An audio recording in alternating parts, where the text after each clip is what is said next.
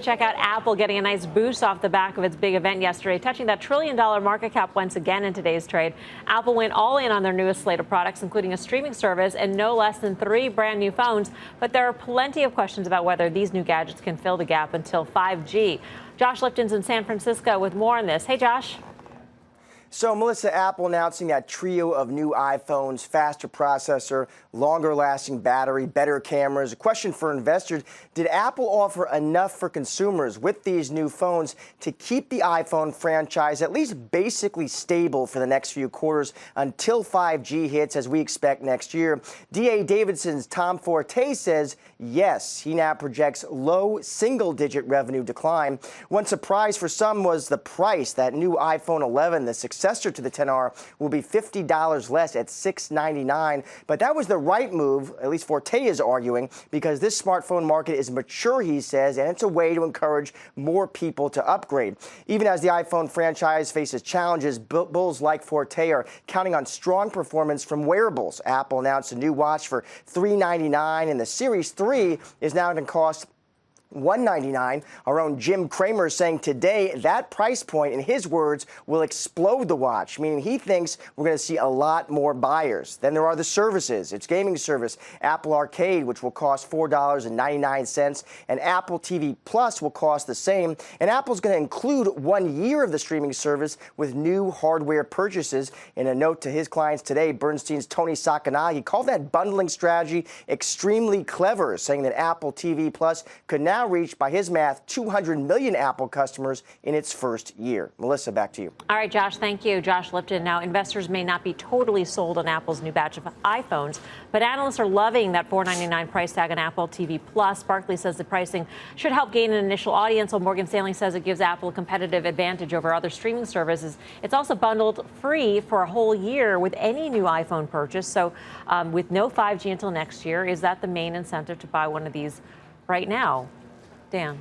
Listen, I think we learned this from Disney earlier in the year with their pricing of their thing. If you come in at like half the price of the average Netflix subscriber, or subscription plan, it works. I mean, so that's the sort of price point where you don't have to think much about it. And I think to the point that Josh made, they're going to upload millions and millions of users who just buy a phone this year, and get them on there. And that's really the most important thing. It's going to be a sticky product, especially if you have Apple TV. Isn't that the power of the installed base? It sounds like what you're saying. Yeah. I mean, this is the first time we've really been able to say, hey, you know what? Actually, for $1.5 billion, you get it for free, or maybe it's not the full installed base, but that will get people on this thing. And it's not even that it works. What it does do is it re-rates the stock. I mean, whether people are actually excited about this or not. This re-rates the stock?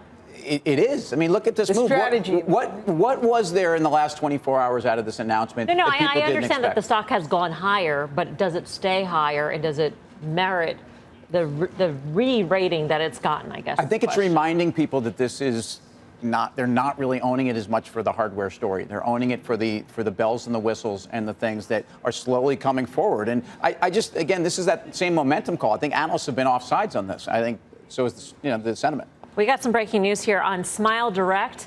It has priced its IPO. Leslie Picker's on the phone with the details. Leslie.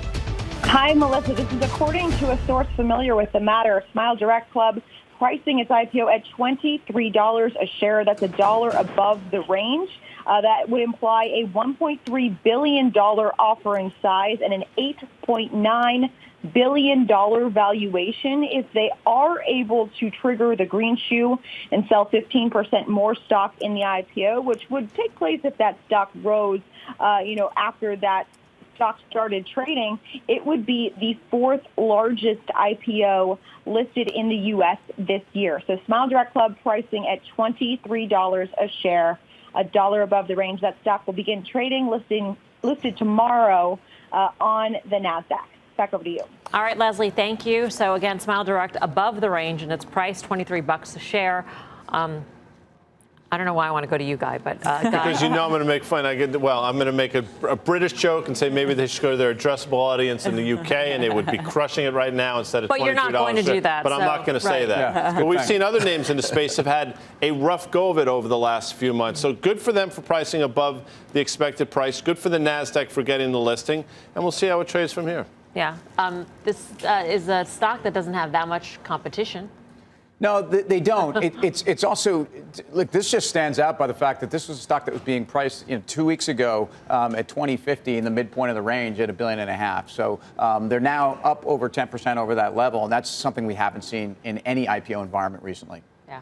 I mean, there is some regulatory risk to this one. Apparently, some orthodontists say that not everybody is suitable, as a suitable candidate. Can we have Guy try these out and monitor him? I mean, forget the taste tests, right? I mean, Well, we do taste tests all the 6 time. months, is it a 6-month commitment to straighten my... See, when I was a kid, we didn't have any money, and we didn't get braces like all the rich kids from Scarsdale and stuff. So this would be a new experience for me. I didn't have braces, pal. He only has perfect pearly whites on his own. They just came out like I'd be this. willing to do that for the show. Can we go back to Apple, or no? Are we still doing this? Do you want to button Apple up Well, here? no, I think Apple deserves a conversation because Tim said, and it got your kind of antennas up a little bit, that the stock's being re-rated by this new streaming service.